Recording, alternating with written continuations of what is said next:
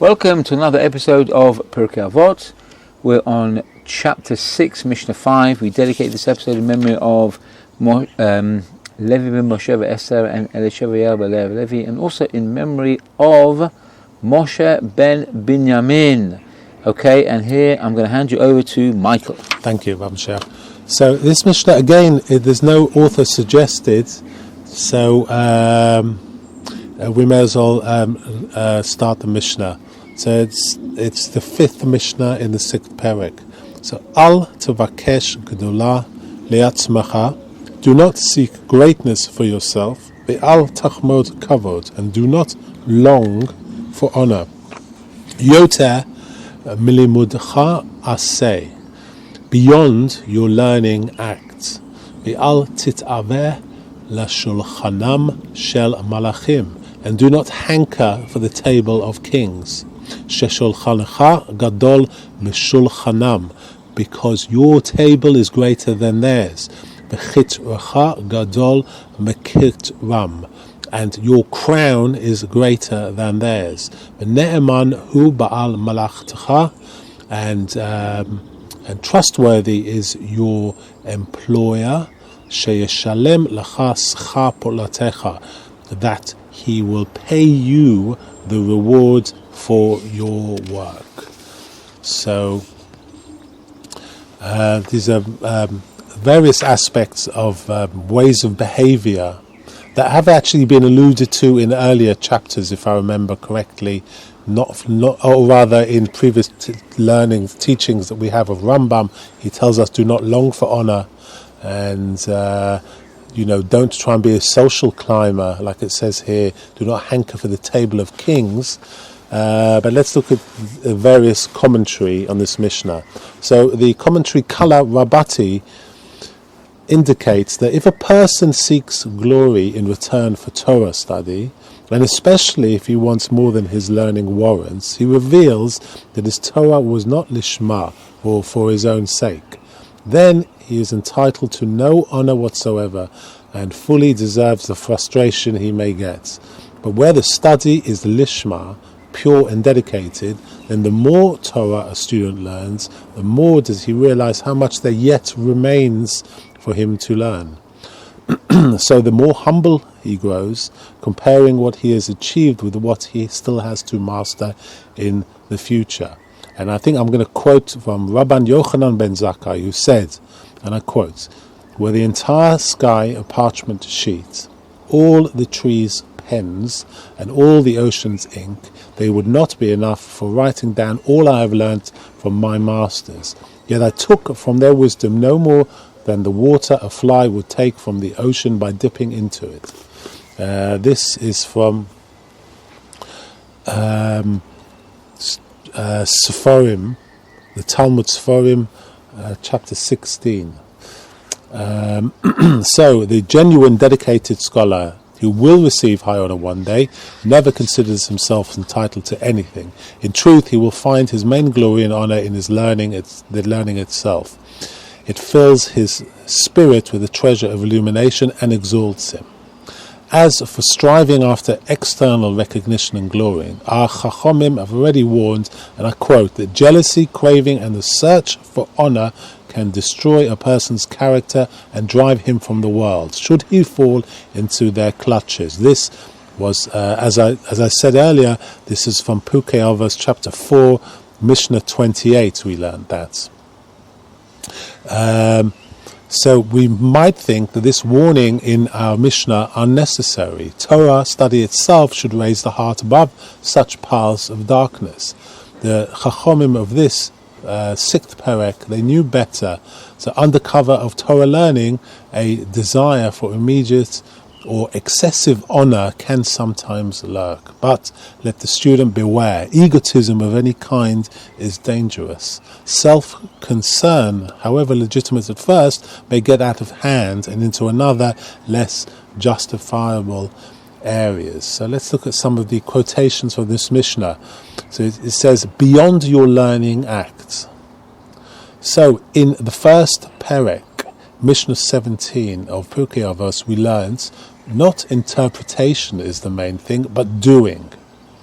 And the Talmud tells us when Rav Tarfon and the elders met in a learning session in Lida, this question was asked before them. Is learning greater, or is proper action better? Ultimately, all responded, learning is greater because it leads to proper action. This is recorded in Kiddushin, Daf 40, Omid Beis. And also Kala Rabati also comments on this. He says, do not say, here am I studying, then where is my greatness? Go on beyond studying. The Torah must unfold in our lives in concrete deeds, not in 30-volume dissertation on ethics and philosophy. You must be active. You have to help the poor, visit the sick, keep Shabbos properly, and observe kashrut precisely. So will you go beyond your studies to a more advanced level. So he's saying that we have to practice what we preach, or we have to practice what we learn. You know, maybe Hashem is if your analogy is Hashem bids us, for example, to be good drivers. And so he tells us you have to learn the theory, but you have to get out onto the road. You have to drive down motorways. You have to push yourself to actually become active in the art of driving, for example. If that is, it's not enough to sit in a classroom and learn the theory.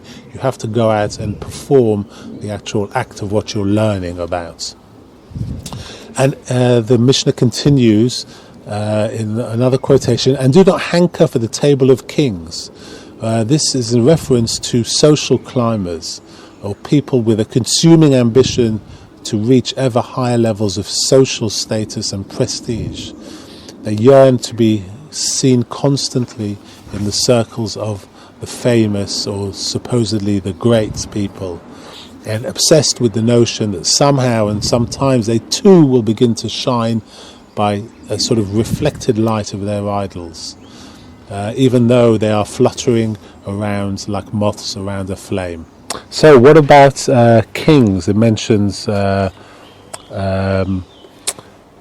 know that the table of kings, many people have aspired to the tables of kings to gain and use political power, but it was not an envious yearning for social climbing or high honor that moved them. For example, when Mordechai succeeded Haman to the royal signet ring, not personal ambition burned within him, but an intense desire to save his people from the fate that yet hung over them. Don Isaac Abarbanel was a personal advisor to the King of Spain in the hope that he would exert a favourable protective influence on behalf of his people. When the edict came to expel all Jews from the land, the king asked Don Isaac to remain under special privilege. The Jewish elder chose to leave with his people. And it says more in the Mishna, for your table is greater than theirs. We must understand that the Torah does not scorn kings. If an emperor is sovereign over his land, he shares in the divine ruler's majesty and honor. And I quote, if someone sees a king, he is to say, blessed be the one who has bestowed some of his glory on his human beings. It's from Gemara Brachos 58a. Many a good ruler has provided food for his people and given them protection and security. Kings have been the mainstays of government, but for the fear of which one man would swallow another alive. This is from Pirkei Avot, chapter 3, verse 2, stating that if it wasn't for the government, a man would swallow another one alive. So we have to understand that we have to assume that if your lot in life is less significant, or is it really less worthy than a king's? The Mishnah is telling us no, yours is greater than theirs. A Talmud Chacham brings Hashem's word to the consciousness of mankind.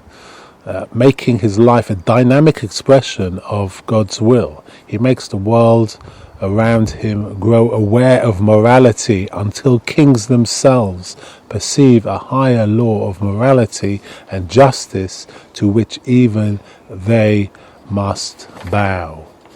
And to conclude, one thing that philosophers and thinkers and writers seem to agree on: to pursue happiness as a goal means that happiness will elude you. And the more intense the search, the more bitter the disappointment. If happiness comes at all, it arrives by chance or as a byproduct. We can look at Jacob as an example, who left home as a young man in his flight from Esau to join an uncle he didn't know in a land he had never seen, and all the while he asked of HaKadosh Baruch Hu. All he wanted was bread to eat and clothing to wear, and that would be enough to survive. When he returned home from Lavan, he was wealthy owner of, and I quote, oxen, donkeys, manservants and maidservants. Whatever happiness riches could bring, at the least freedom from want, Yaakov gained without particularly seeking it. Later in life, and I quote, Jacob dwelt, or literally sat, in the land of his father's sojournings. Jacob sat expecting serenity in his later years. He looked forward to the happiness of peace and quiet after a life filled with tribulations enough. Came the disappearance of his beloved son Joseph, who was sold into slavery by his other sons, and he knew greater grief than ever before. When Yaakov asked for bread, he attained riches. When he sought ease and rest and leisure, he found tribulation and sorrow. So, this is very sane counsel in this Perek, 6th Perek. If you are fortunate enough to study Torah, do not seek the happiness of a royal table, daily set for a banquet, or the regal crown of honor and might. With or without Torah, such goals are highly uncertain. If you gain them, they may prove disastrously hollow. Be content even with a crust of bread and salt, as we learnt in the last Mishna, a bit of water and a place on the ground to sleep. But is this a way to happiness? Yes, but not a happiness that this world knows. Bear well in mind that, and I quote, your employer can be trusted to pay you the reward of your work in a world of eternal bliss in Olam Haba. And I quote from Devarim chapter 7 verse 9, know that Hashem, He is God, the trustworthy God, who keeps the covenant and love and kindness for those who love Him and keep His mitzvot. Let this be something that runs through your life and you will never go astray. Very good. Thank you very much, Michael. And with that, we finish that Mishnah. The next Mishnah talks about the Torah being greater than priesthood and royalty, and we will leave that for next time. But until then, we wish you a wonderful and blessed week.